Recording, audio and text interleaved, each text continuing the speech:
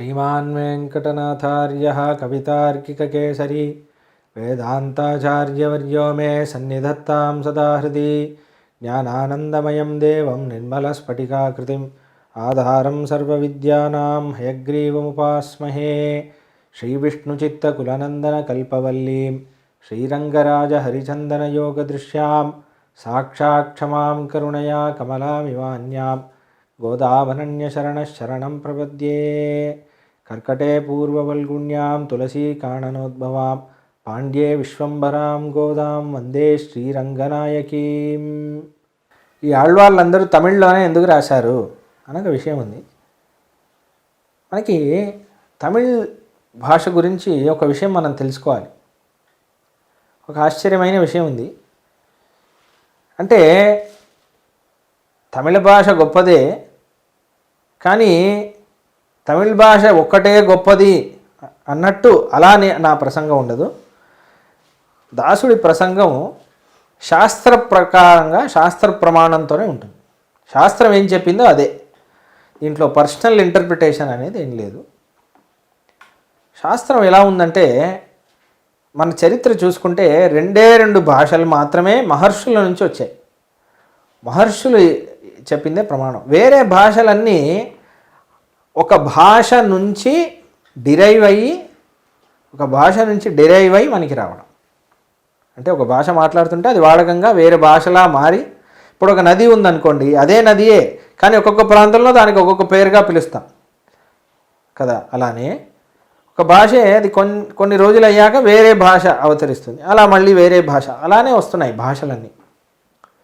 అయితే రెండు భాషలు మాత్రం మహర్షుల నుంచి వచ్చారు. అది ఒక 10 మంది ఒక భాష ఎప్పుడు ఎలా వస్తుంది, 10 మంది మాట్లాడితే వస్తుంది కదా. కానీ 2 భాషలు మాత్రం మహర్షుల వల్ల వచ్చింది. వాళ్ళ తపస్సు వల్ల అనుగ్రహపూర్వకంగా వచ్చాయి. వాళ్ళకి దేవతలే అనుగ్రహం చేసి ఈ 2 భాషలను ఇచ్చారు. ఒకటి మనకి తెలిసిందే సంస్కృతం. సంస్కృతాన్ని దేవభాష అంటారు. సంస్కృతం వేదంలో ఆల్రెడీ ఉన్న మనకి భాషగా దేవతలు మాట్లాడుకునే భాష. దానికి మనకి శివుడు సంస్కృతాన్ని అనుగ్రహించాడు అని ఉంటుంది. మనకి భాషల్ని శబ్దం అనే ఒక కాన్సెప్ట్ని సృష్టించింది శ్రీమన్నారాయణుడు. దాని తర్వాత అలానే వేదం వచ్చింది. బ్రహ్మ మొదలైన వాళ్ళు తపస్సు చేస్తే వేదం వచ్చింది.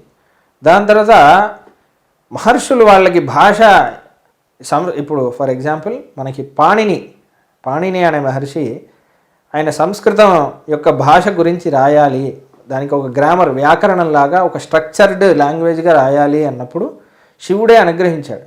శివుడు ఢమరుకం వాయించాడు. ఆ ఢమరుకం వాయిస్తే, శివ ఢమరుకం ఉంది కదా, మాహేశ్వర సూత్రం అని అంటారు. శివుడి ఢమరుకం వాయిస్తే 2 తపస్సు చేశారు. ఒక ఆయన పాణిని మహర్షి, ఇంకో ఆయన అగస్త్య మహర్షి. పాణిని మహర్షి ఇప్పుడు ఢమరుకం ఎలా ఉంటుంది, ఒక సైడ్ మనకి ఎలా ఉంటుంది, ఇప్పుడు ఒక మృదంగం ఉందనుకోండి, ఒక సైడ్ బేస్ సౌండ్ వినిపిస్తుంది, ఇంకో సైడ్ కొంచెం ఇంకా హై సౌండ్ వినిపిస్తుంది, డుమ్ అని ఉంటుంది కదా, అది బేస్. ఇటు సైడు ఇంకా మంచిగా స్పష్టంగా వినిపిస్తుంది. ఈ స్పష్టంగా వినిపించిన శబ్దం నుంచి మనకి 14 శబ్దాలు వచ్చాయి.